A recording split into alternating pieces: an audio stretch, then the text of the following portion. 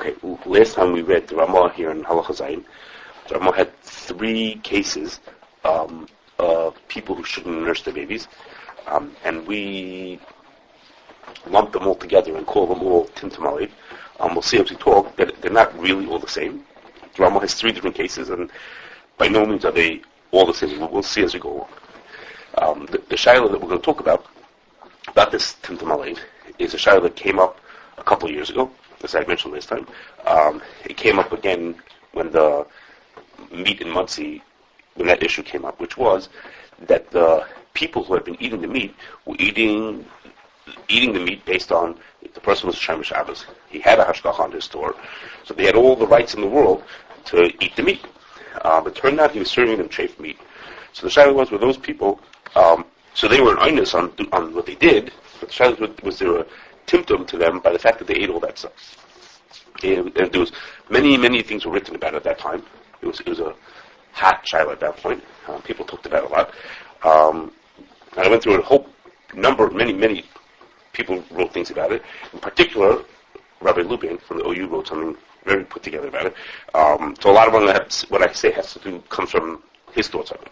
Okay, and to explain the question, the shaila is going to boil down to one question. The shaila is going to boil down to the following: when we say that timtum is created by eating iser, is that to say that the iser itself has something inherent in it that's metamtem me, and therefore it doesn't make a difference whether I did something wrong or right to eat that. It's automatic. If you eat a piece of chazer, then it affects you. It's not because I did the right thing or the wrong thing. It's just built into the food that it affects me. Or is it because I did the wrong thing? If it's only because I did the wrong thing, then these people in Muncie, they didn't do anything wrong. They weren't doing anything wrong. So if they didn't do anything wrong, then there wouldn't be any timtum to them. Okay, so the shaila is going to fall down to that question. And we're going to explain the question based on, to help it just clarify the question, we'll say a sort of contradiction. There are ways to get around this contradiction, but I'm going to call this a contradiction. We're going to base our shaila on that.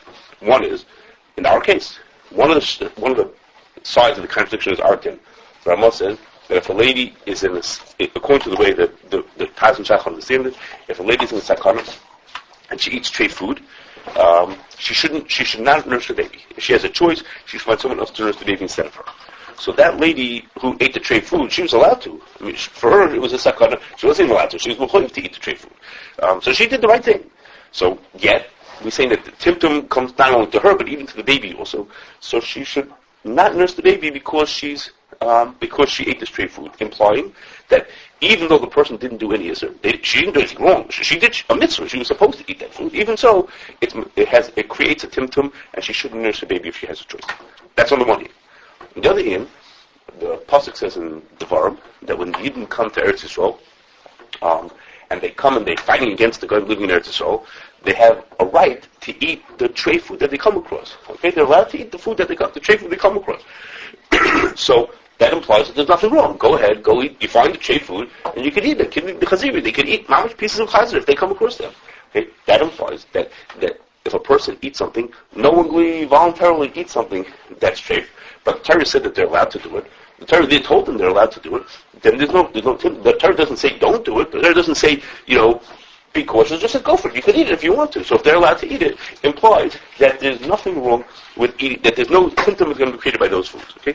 We're ignoring, for the purposes of today, there's a Rambam who, depending on how you read it, may say that pasuk doesn't really mean what I just said it means. Okay? I said that the pasuk says they're allowed to eat it. The Rambam, depending on how you read it, may not hold like that. He may hold that you're not really allowed to eat it. In which case, we don't have this theory. There'll be other ways to frame the question, so don't feel as if that's going to be miyashiv the whole thing. Anyhow, okay. So I'm going to tell you first 2 more extreme ways of answering this question, or 2 more extreme approaches who are not going to answer the question, and then we'll do some what we call compromises. Excuse me. The first is the Maral says like this. It's in Tiferes Yisrael. The Maral says like this. He says, lots of Rishonim say that treif food, and he brings a whole list of different types of treif food, not even certain ones. All kinds of treif foods are malidim mezag ra in a person. They have bad effects on the person. He says, but that's not why Torah asked it. Whether it does or doesn't is sort of not important, whether it affects the person or not. If that was what it was, then the Torah is really just a medical book. It's telling you, don't eat this food and don't eat that food because it's not good for you. He says, no, we don't believe the Torah is something like that. That's not the point. He says, look at the Gemara. He says, the Gemara says, that the whole din of this Timtum is based on, doesn't say that trade food is metamtem. As Yossi said this week, the Gemara says, Avera metamtem is liver shalom. It's the Avera that causes the Timtum. So the only thing that's wrong with eating the food is because the Baruch Shalom said not to. I don't think the only thing that's wrong. The Baruch Shalom had a reason why he doesn't want us to eat it. But the reason why it's metamtem, the label of the person, is because he did the wrong thing. The Baruch Shalom said don't eat it, and he did eat it. He says, look, for example, he says there are some things, he says, I'll show it to you. He says, there are some things that are the same for the person who eats it, for two people who eat it, and for one person it's okay and one person it's not. Like, for example, the kid of the Chaziri that we just mentioned. He says, if a Ben Pekua is born, you could eat his chaylev. Well, what's the difference between his chaylev and the chaylev of an animal that was born completely? If chaylev is bad for you, then what's the difference? If eating an avela is bad for you, how come a Ben Pekua is mutter, you're allowed to eat the Ben Pekua without shechita? So obviously there's nothing inherently wrong with it. He says if there's something inherently wrong with it, it would be just as usher then also. Elamai, if because of the issur that you did. In this case, the Baruch said there's no issur, for whatever reason he has, why there's no issur in this case, if there's no issur, there's nothing wrong with it. That's okay. He talks up many cases, not our din. He doesn't answer up our din. So if you just looked at the Maral, you say he's very much in favor of sort of like what the pasuk says, but not answering our din. Okay. The opposite extreme, at least in my mind, the opposite extreme is the Meshech Chochmah. Meshech Chochmah, on that pasuk about the Yidden going to Eretz Yisrael, that they can eat what they want to, he says, the Baruch Shem told them they can eat what they want to do. It's true. It's a mutter for them to eat it. He says, but the next pasuk says, the very next pasuk says, he says, Yishamu lecha petishkach es Hashem asher hotziach hameret t'shayim beis avodim. The reason why the next pasuk says you should be careful not to forget the Baruch Shalom is because now that you ate the tray food, and it was matamtim your lave, therefore you better be careful because you're setting yourself up to forget the Baruch Shalom. So I told you could eat it, but everything comes with a price. And if you eat that stuff that's matamtim your lave, you should know you're going to be affected by it, and therefore he says you shouldn't do it. And they bring similar to that also. The Prisha says in Chosh Mishpah, the din is you're not allowed to be going to bath from a guy. And one of the examples is, you're not allowed to be going to bath, is that you're not allowed to sell him meat that's really nevela, and you sell it to him as kosher. So everybody wants to know, well, what's the problem? How is it Gnevis not to sell him meat that's nevela? What if the guy care whether he's getting nevela? To a yid, you're hurting me because I want to eat kosher. But to the guy, what am I doing wrong with him? So there's all kinds of answers to the question. And the preacher says, it's very simple, because the metamtim is late. Okay, now, that means it's metamtim is late, even though the guy's not being very yisr, the guy's not to eat treif. Not everybody is to eat treif. What's wrong with the guy eating treif? So along these lines, of what we're saying from the Meshech Chochmah, that there's something built into the food, and it's metamtim late, and the guy is not being any yisr at all when he eats it, so you're being going of his das because he wants to get kosher, he wants to avoid the timtum, and you're tricking him and giving him this stuff that's going to be metamtim. Okay? So we have these two more extreme shittas, each one of them which is more supportive of, again, one like our din and one like the pasuk. Okay, so I have a few possible, we're going to call them compromises, or ways to help temper this question, that maybe will answer the question, maybe not. Okay, the first is, as I've looked into it, I see it's considered to be, well, I didn't know this beforehand, but it seems to be well known, a drasha saran. Because other people have yesterday said, oh yeah, of course, everybody knows the Drasha Saran says that. Okay, I didn't know that. But anyhow, the Drasha, I don't read Drasha Saran at night before I go to bed. So anyhow, he says, the Drasha Saran says that like this. He says it's 100% that if somebody does something, if somebody eats something that's treif, then it causes Timtum Halev. Even if he did it, he was misled, and he thought he was doing the right thing. He says that Bezdin tells a person that they should eat something, and it turns out to be treif, 100% it's metamtim is late. Yes, it affects him, because he eats in a treif, and treif is metamtim to the person. He says, but the pasuk says, Hinei Shemaya Mizelach Toiv. The Rebbeinu Shalom wants you to listen to Chachamim more than other things, and therefore, the Rebbeinu Shalom plays around with things and overrides the timtum that happened to you, and that the goodness to you that comes from listening to the Chachamim overrides the timtum that came from eating the treif food. So you eat the food, it be'etzem should have an effect on you. It should hurt you because you ate this food. The Rasham says, no. But you're such a good guy that you listen to what the Chacham had to tell you. And that's why you did it, because the Chacham told you you're supposed to eat it, you're allowed to eat it. So he says, you know what? I'll undo the timtum. Which, 100% in his powers. They undo the Timtum, and the listening to what the Chacham said is stronger than the Timtum that could have been caused by it, and you're saved from it. Okay, so he's sort of like in between saying the taka there is a Timtum, but the Timtum could be overwritten. Now, he's talking about, he bases it from a pasuk of Hinei Shemayim Zeh V'Avtoim, and he's talking about, why should you listen to a Chacham? If you listen to the Chacham and he misleads you, will you not end up doing the wrong thing? And he tells you, don't worry about that. Don't feel bad about listening when the Beis Din tells you to do something, because you have a protection. Because even if you end up doing the wrong thing, you're protected by the fact that you did the right thing that overshadows and cancels out the fact that you did the wrong thing. It doesn't tell you what happens if you do something else. What happens if you follow a different rule? What happens if you follow a roiv? What happens if you do it because you're a choila who's allowed to eat this food? It doesn't say whether in those cases you also get the same kind of a protection. It's not clear. He connects it to Hinei Shemayim Zeh V'Avtoim. It's listening to the Chacham, which is an important principle. The Rosh really wants people to listen to the Beis Din, so they want to listen to the Chachamim. So the maybe in that case is like an extra overweighing of the Timtum. It's not clear what, but in our cases, what happened to the Yidden who came into Eretz Yisrael? That Yid who was eating chazer, he didn't think he was doing the right thing. Let me say that. He didn't think that he was eating glad kosher meat. Okay? He knew he was eating chazer. Okay, so maybe the Ran is only in cases where the person thought they were doing the right thing, like in his cases, or even like he listened to an Eidach and then Bisurin, but the person walking there who saw a piece of chazer, he knew he was eating chazer, so maybe he's also not protected. Okay, not all this is very fuzzy and unclear in the Ran, because the Ran's talking about a very specific case, not everything. The Sanhedrin Paskin is going to leave. Al Pi Eidach, Al Pi right, Paskin Al Pi the rules of terror, right? So why should it be? So is it because I listen to the Beis Din, and therefore that's what protect? No, there is a Timtum because I ate the wrong, because I ate it. Even though they had all kinds of reasons to say it, there's still going to be a Timtum because the tray food went into me. But the listening to Chacham is even more important. That overrides it. Maybe let's say listen to the Torah. So okay, so you say we're listening to the Torah. He makes it as if you understand that to keep Klal Yisrael running, we need to have a Beis Din tells us what to do. So you can say the same thing also. We have to have Roiv and Chazakas and things like that also to keep us running. Okay, you can go both ways. No, it all comes from the Beis Din. So, what do you mean? Beis Din Paskins out the Torah, they're not Paskin, just. I know, but he makes it as if it's because it's the listening to the authority. We need to have authority in Klal Yisrael rather than. But if I myself listen to Eidach and Bisurin, a person who Shomer Shabbos gave me the food, I listened to him. He was Eidach and Bisurin. I didn't listen to a Beis Din. I just followed the rules. The rules are Eidach and Bisurin, and I trusted the guy. So, okay, you can go both ways on it. I'm not saying one with the other. Okay, Rabbi. The one is the opposite type of thing. Like Basa Shahir B'Chacham, something. Mm-hmm. That it's worse, So once there's a shiloh on it, it's a mitzvah chassid, it's not needed. And therefore what? You're going to round it's the opposite. If you go to an interpretation of the interesting. Okay, that's a good question. Here he's saying, but after you should listen to the Chacham, even if he's wrong. Right. Okay, I'm not. Okay, it's a fair question. I don't know what the answer is. Okay, I'm not going to get into this, but it's possible. It can. The document on this din, on our din, brings a Ran who does not pass like. The Ramah is not passing like a certain Ran. I don't know if it's the same person, but the Ran can be L'Shitaz. Okay, anyhow. I don't know if the Drush Ran and that Ran is the same person, but anyhow, it could be L'Shitaz. Okay, anyhow. The Rabbi Lubin had a variation of this.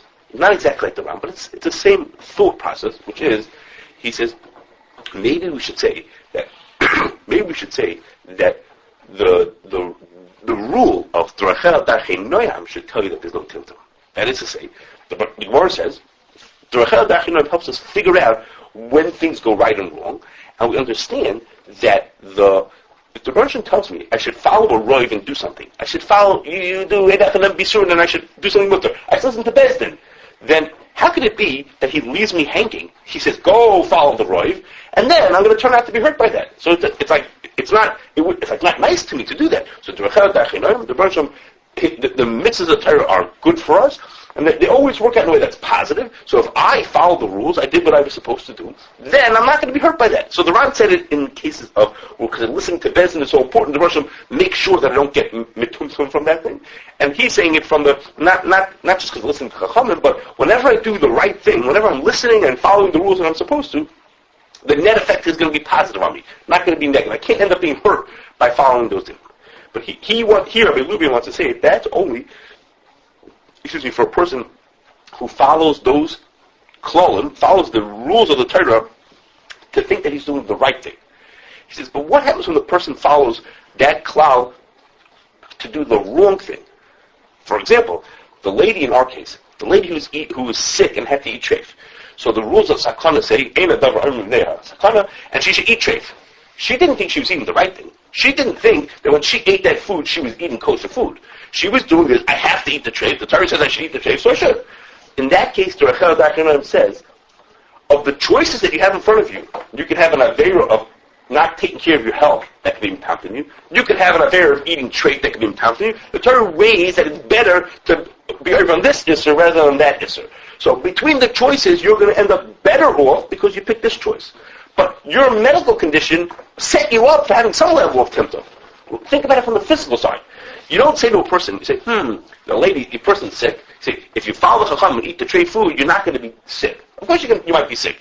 The Chacham doesn't mean that you're going to be always perfect. It means that of the choices, you're going to be better off. So I have a choice now. I could be over on this isser and have 5 Timtum. I could be over on this isser and have 3 Timtum. The Rachel Dachanan says, if you listen to Chachamim, you're going to end up with a less amount. Doesn't mean you're going to end up with nothing. So in our din, when it says that the lady who ate treif shouldn't nurse her baby, that's because she has a certain amount of Timtum. I should listen to Chacham. Right, so listening to Chacham ended her on a better note than had she not listened. Had she not followed it, then she would have ended up, she's better off than that. But she knows that she's eating treif. She's listening and saying, the Chacham said, in this case, eat treif. Not, in this case, eat this thing because it's kosher. Eat it because it's treif. So I did what they said, and I'm better off. I'm but I'm not free of Timtum. That's what he wants to say. He's saying this even within the Ran. He's saying that even in this case, the Ran would presumably have to agree with this halacha. So even though the Ran says it gets overridden, it doesn't mean it's obliterated and that there's no. It doesn't, or it doesn't mean in a case with the Ran is talking about a case where you think you're doing the right thing. Here, you know you're doing the wrong thing. Here, you know you're eating treif. In the case of the Ran, I listened to the Bezin who told me to eat this, and therefore I thought I was doing the right thing. In the Ran's case, the person thinks they're eating kosher. The person, even though it's haras chacham, the Ran would not apply. Even though it's a haras chacham, the Ran wouldn't say that, no, since it's a haras chacham, despite the fact of eating yisuf, without the fact that you listen to the chachamim, so that's going to help override the Timtum Halev. That's something which the Ran didn't say. I don't know. Right, no, so the difference is the Ran is focused on you listening to chachamim. So when you listen to so you're listening, so it's harder to understand why it shouldn't work. Rabbi Lubin, who's focusing on the Rachel Dachanan, it's easier to say it. The reason is because then he says, in this case, the Rachel Dachanan says you're better off. Doesn't mean you're perfect. That's okay. Now it doesn't yet answer the case from the Yidden coming to Eretz Yisrael. Okay, those people also knew they were eating treif. Okay, they also knew they were eating treif. They walked up. The soldiers knew they were eating. They picked up a piece of chazan. They were allowed to eat it. So if we're going to say the Rachel Dachanan says that you're never going to be told to do something and then not be able to isser, except when you know you're being told to isser, he's being told to isser. He told he could eat a chazan. It would be hard to bring a raya from that case because you have a machlokes to begin with as to whether it created Timtum Halev or not. You're assuming that it didn't create Timtum Halev. Well, Chacham obviously says that that's Meshachach does, but many others did not. Most others do not. They think that it's 100% mutter. The Maral himself says okay. It's a way to look at it. You're right. You could say like the Meshachach that it did create Timtum. It's surely not the simple reading of the pasuk. The pasuk says, "Go for it. You can eat the treif." You assume that if the Torah told me I could do it, then I could do it. There's no restrictions on it. Okay. You could do it despite the fact that it causes Timtum Halev. I'm saying it's not a raya brura. In the case of the Ramah, clearly he says this is a case which causes Timtum Halev. Mm-hmm. Nowhere does it say in the case of Kislev Chaziri it doesn't cause Timtum Halev. We're assuming it doesn't. But it's an assumption. You're right. And like I said, the Meshachach says it does. Say, okay, this is a polar opposite, but it's not necessarily. Okay. Okay. I will mention 2 quick things, and then I want to get to one last main point, and that's like this. Rabbi Lubin says another thing, which is seemingly correct in the way the reading of the Gemara. The Gemara said, "Aver metatemis li b'shadim." Okay, the Gemara doesn't say anything about treif food being tapping. All the poskim and all the Mefarshim talk about treif food having an effect on people, and he wants to say is that Kenyan there's a difference between averas and treif food. And doing an avera, not shaking the lulav, I don't know, I'll let you say it works. Okay, doing an avera, wearing shatnez, is only metatem if the person does the avera. If the person, according to the rules of Torah, didn't do anything wrong, then there would be no timtum. And for treif food, but the timtum is automatic. It's like built into the food that is metatem in the person. Okay. He also has another pshat from Rabbi Chanan, very interesting, a whole difference between 2 different types of oinsin. Okay, which a lot of people argue about. 2 different kinds of oinsin. One kind of oinus is when Guy points a gun at you and says, eat this piece of treif or else I'm going to kill you. Then I had no choice but to eat the treif. And the other choice is, you're in a sakana, and because of sakana you have to eat something. The only thing available is treif, so memela, my sakana forces me to eat the treif. But the sakana didn't really make me eat the treif. The sakana said I had to eat something. Well, let's say the sakana said I had to eat a piece of meat. The only piece of meat available was a memela. So I memela was allowed to eat it. But the oinus didn't really cause me to eat the isser. The oinus caused me to eat something, and I, so to speak, chose to eat the isser. Okay? He calls that the lesser grade of oinus, and that might not protect the person. Okay? When a person is a true oinus, which is the person says you have no choice, but you have the following food, the following piece of treif, then he might be protected. Okay, let's go on. Okay, now to really talk about our din itself, it'll help us understand and maybe answer this question. Okay, our din, the three cases that Ramah brings are really each case is another stretch of what the Gemara says. Okay, each one is an expansion of what the original din was. The three cases that the Ramah brings are as I said to you at the beginning, not by no means the same. The first case is like this. The first case is a baby should not nurse from a shiksa. Okay? That's what it says. The first din is a baby should nurse from a shiksa. That din comes from a Rajma. The Rajma says the reason why you shouldn't nurse from shiksa has nothing to do with what they eat. He says it's because Yidden are regili b'mitzvahs and Rachmanim b'ishanim b'teva.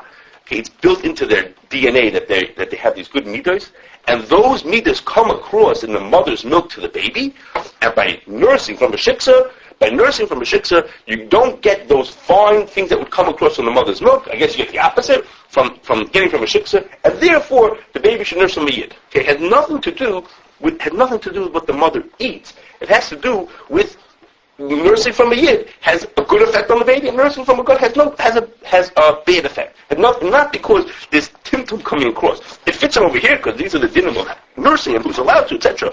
To the point that Rabbi Yitzchak Zilberstein says, if you have a shiksa who's a live-in, okay, and she lives in your house, and she only eats kosher food because that's all you serve her, because that's all they have in the house is kosher food. He says she can't nurse your baby.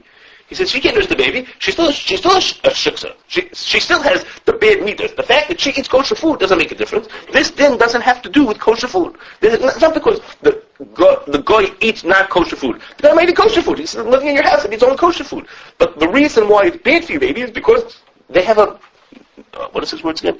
The Yidden are Rachmana by Shalom B'Teva, and the guys don't have that. So it's just giving over the bad midas, has nothing to do with what they eat. Okay, now, he doesn't ask this question, but I started to wonder, what would be the other way? He says, you give a baby, you give a baby a bottle from formula. Okay, so what do you think about that? You give a baby from a cow? Okay, the cows are Rachmana and by Shalom B'Teva. You're giving over good midas. So the din says you're not allowed to feed them from a guy. You're not allowed to feed them from a guy. And it's coming from a Rashi who says because goyim they have inherently weaknesses in their midas that are going to come across. But what about give from a cow? The cows have good midas. It's like neutral. It's like neutral. Cows like neutral. What do you say? We eat. So you're saying therefore what?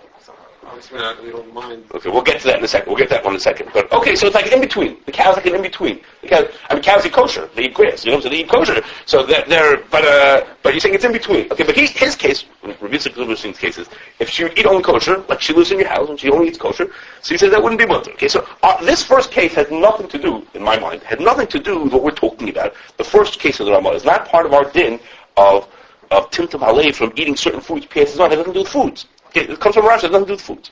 Yeah. So that's a blanket statement that you're saying. So what happens if you know that this person is Shomer Shabbos, eats kosher and everything, is the worst person in the world? So B'teva, when you say B'teva, is Rachmanim. And then the other hand also, you see this cleaning lady or something, and okay, B'teva she wasn't, but obviously right now she's the most wonderful person in the world. So you say, maybe we should judge it differently then. Right. Yeah. Then maybe this is just a general rule, but we can have a specific person who's okay. I'm not sure what to say. So it doesn't say that in the din, but you're saying is seemingly, if the guy thinks that his wife has horrible midas, then he shouldn't let his wife nurse the baby.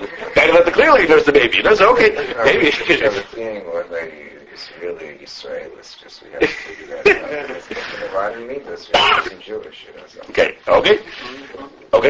fine. I mean, that's actually what Rabbi Reed says. Actually, what the Gemara says. And the Gemara says, when the Gemara says that Yidna Rachman and Baishanan, the Gemara says, therefore, the following person who didn't have those mitzvahs must not be a Yid. Must not be a Yid. So Taka, he wiped something on his shirt. Okay. So now, the last two cases in the Ramah come from Hagoyis Ashri. Where does it come from? This thing that if the lady nursed, if she ate tray food, she shouldn't nurse the baby. Where does that come from? It comes from the story of Acher. I think we mentioned last time. The story of Acher that Yerushalmi brings, that his mother smelled food from Avodah Zarah when she was pregnant. She was allowed to eat it. The Gemara doesn't talk this part about it, but the din is she's allowed to eat it. If she really has a taiva to eat it when she's pregnant, she's allowed to eat it. And she ate it, and it had this effect, among other things, it had this effect on Acher to make him go sour. Okay, now, the truth is, if not for Hagoyis Ashri saying what he does, saying that therefore a lady who's sakana who eats treif should be not nurse a baby, we wouldn't have said a comparison from Acher. Because Acher's mother didn't just eat treif food, she ate Avodah Zarah.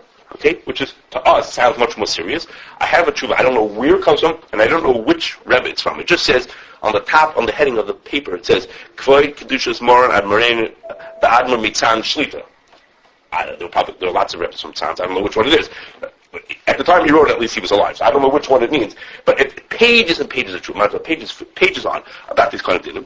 Okay, and he says that the dinner he wants to say is like this: if a person eats something that they're allowed to eat, there's no timtum. Doesn't happen. If you did what the Chacham said, you don't timtum. Except if there's some very unusual cases, then it could happen. Even though you did the right thing, it goes a timtum. Kigoin avodah zarah.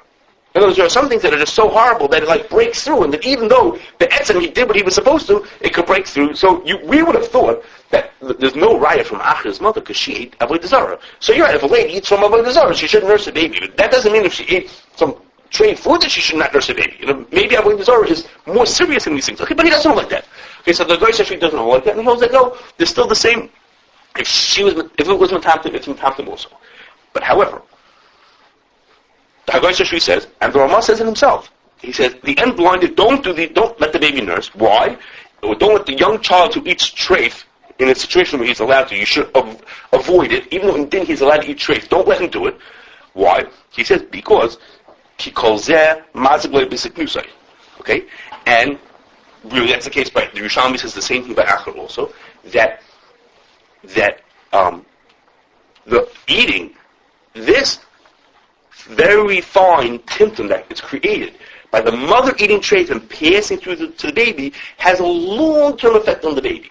That means we're dealing with a baby who's nursing. Okay? In the case of Acher, his mother was pregnant, so we're dealing with mamash at a very sensitive time. The baby's just forming when he's pregnant. Then we stretch it to a case even when you're nursing, and then the Ramah said to another case where the baby's a young child. But all the cases that we're dealing with are people at a very young stage of development that we're concerned that in the long run, Acher was a fine Talmud Chacham for many years. Later on in life, he went off. Okay? So all the cases that we have here, that we have to be machmir, are cases where we're talking on infants. Okay? We don't have cases where it says that a person who's 50 years old shouldn't do that. Okay? As an example, if a person has isser, that's potter b'shishim. Is he allowed to eat the food? He's not allowed to eat the food. Of course he's allowed to eat the food. Is it metamtim his slave? No, it's not metamtim. Why is it not metamtim? Because it's like eating poison. If it's too little, it's too diluted, it doesn't affect the person. So the Torah told us that if it's potter b'shishim, you're allowed to eat it in the din, and we assume that means it's also not metamtim to me. Metamtim also takes an amount to hurt me.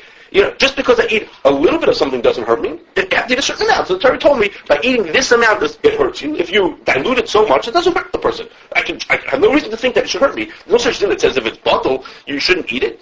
So he says over here also, at the little bit of timtum that could pass through to the baby doesn't have any effect on him now. But long term, we're working with such a developing fetus. Acher was almost a fetus when it happened. Or a nursing baby or a child, that can have this long-term effect on that person that will have the effect on Timtum. But where should we see that it should affect people? The Yidden who come to fight in Eretz Yisrael, they weren't 2-year-olds who come to fight. They were adults coming to fight. So where do we see such a din? No one else, we don't see the din except for in this din over here, where it talks about all the din here about the Timtum. Moshe Rabbeinu wouldn't nurse from a mitzvah, and all those kind of cases are all by children. That's where the cases are. We don't see the case, it's saying it, or I shouldn't say that, I don't see it saying it, by cases that are by adults. So we stretched it to say, not only by Avodah Zarah, it's even by other Yisurim. Okay. And we said, not only is it by a fetus, it's even by an infant. And not only by an infant, it's even by a child. That's the third case, and it's a case by a child. But we didn't see yet that it should go even to other people. So you could wonder if our whole din is limited to these kind of cases, and maybe it doesn't apply at all to those people. Maybe Timtum, if you do an Avera, Abad is Timtum. The Gemara says, Avera v'tamtem is libish lodem. If you do an Avera, but that comes from wrong shatness also. When you do the wrong thing, it has an effect on you. It pushes you away from the Baruch. You have a harder time understanding the Chachmas and Ruchnias. You get pushed away. But that a person should be affected by eating the treif, even though he didn't do the Avera, who says? In our case, think of it like this, in our case, it doesn't say that the mother has Timtum. The mother doesn't have Timtum. The baby has Timtum. She should nurse the baby. Now, she doesn't have a choice with the Shida because she's a chayla. She has to eat it. But the din is talking about the baby. So I'm not even convinced, really, that from our din we have a shayla in the first place. Okay, I'll end off on a positive note, if I can. As one of the Chuvas ended, I remember I saw one of the people who wrote about this ended off, and I didn't see it inside, so I believe him just that it says it. He says from some Sefer, from a drasha, which I couldn't find it, so I didn't see it, who says that the din is that when a person does tshuva mi'ava, his adonis are not just like his zochiyos. So he says, so mamela, when a person does tshuva from eating something treif, it'll turn out that every piece of treif that he ate will be mamish like he ate a korban pesach. He says, so you're worried about the Timtum Halev from the person. He says, listen, if the person does tshuva properly on the thing that he did wrong, he mamish could end up like every piece of meat that he ate from this meat purveyor in Muncie is mamish like it was like a korban. It turns like into a mitzvah instead of into an avera. That's a positive spin on the